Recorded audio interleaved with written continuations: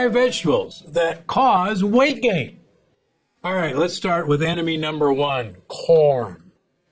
Now, I come from Omaha, Nebraska, and we learned very early on that if you want to fatten a cow for slaughter, you feed them corn, corn-fed beef.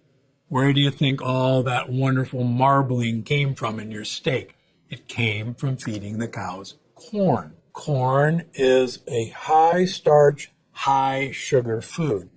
Now, sadly, 95% of all corn in the United States is genetically modified. Now, here's the deal. Even if you see the words organic corn, it's more than likely genetically modified. It just wasn't sprayed with glyphosate. But the sad thing is, most corn in the United States is genetically modified because it is sprayed with glyphosate.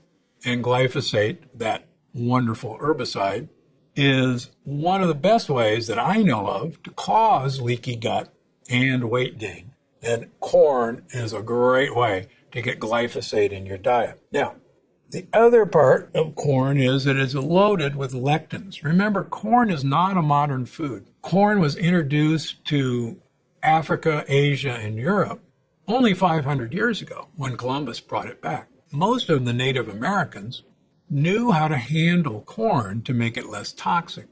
Corn was always traditionally treated with lye to make the hull non-toxic and to bind the nitrogen-binding compound so that nitrogen, vitamin B3, was not taken out of your body. That's called hominy.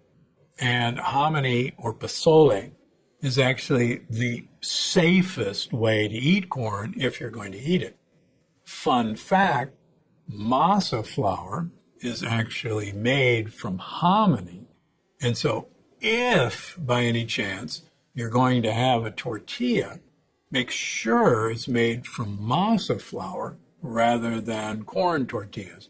And interestingly enough, if you look at traditional cultures, they always make their tortillas out of masa flour because they have treated the corn with lye to turn it into hominy. And the lectin content and the toxins are far diminished with that treatment. Traditional ancient people always knew how to detoxify potentially bad things. So for now, stay away from corn. What do you use as an alternative? Hey, get yourself some raw carrots. Get yourself some celery. Personally, I like to munch on jicama. Jicama is easy to prepare, but if you even don't want to slice it up, a lot of the stores now carry prepackaged jicama. Take it home, use it as sticks, dip it in guacamole that doesn't have any tomatoes in it, and you'll be great. All right, potatoes. Now, like corn, potatoes unfortunately have a very high glycemic index. The glycemic index indicates how fast something turns into sugar. But they're often treated like a vegetable, even though they're a tuber. Now, potatoes, unfortunately, the more you make the potato light and fluffy, for instance, like an Idaho Baker, has a much higher glycemic index than a wax potato, which is much harder to break down. Take an Idaho Baker, mash it up, fluff it up with air, break down all those starch granules, and you have an instant sugar bomb. But that's not enough. What do we do with a baked potato or even mashed potatoes? We serve it with butter, sour cream, or cheese. And despite all that, there's still lectin bombs. Now, the good news is you can substitute white potatoes with yams, purple sweet potatoes, or regular sweet potatoes and really reduce the lectin content. But buyer beware.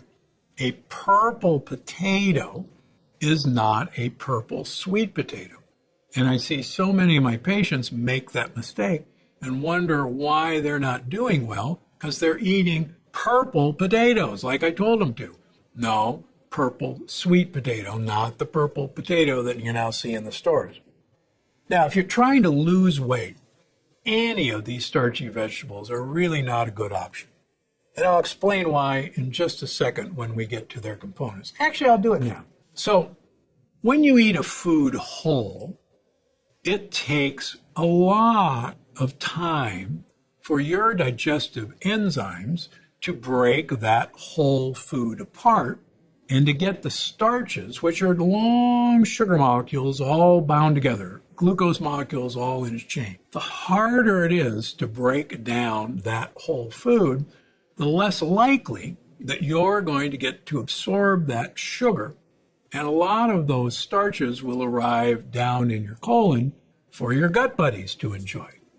But you can take a perfectly safe starch like cassava and turn it into a chip, like a plantain and turn it into a chip, or a sweet potato and turn it into a chip, and all of a sudden you've got something that now will rapidly be broken down by your digestive enzymes and turn into sugar.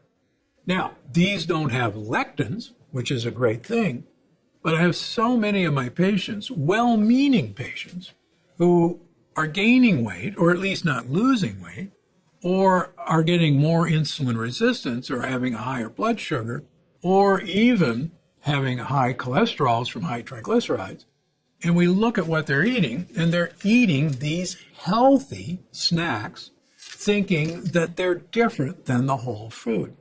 And just remember, our great-great-grandparents did not have access to these sorts of foods. They did not exist. They ate foods whole. And always keep that in mind. All right, green peas. Now, this may come as a shocker, but a cup of peas actually has more carbs and sugar than a cup of pasta. Yeah, that's right. Peas have more sugar than pasta. Once again, peas are loaded with toxic lectins. So, if you gotta have this form of starch, please swap them out for pressure-cooked lentils or beans instead.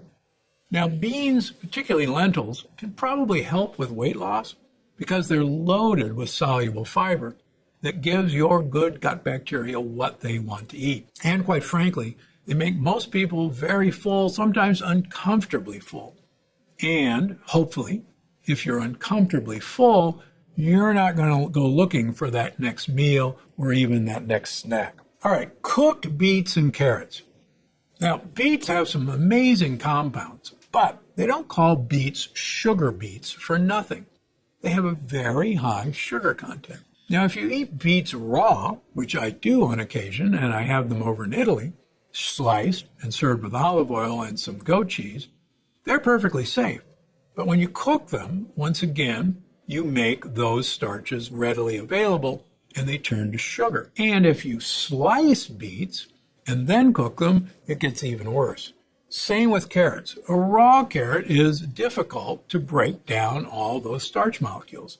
But when you cook them and turn them into cooked carrots, you once again have produced a sugary food that you don't want. So what do? Raw beets and raw carrots are perfectly safe. Shave beets onto your salad. Shave carrots onto your salad.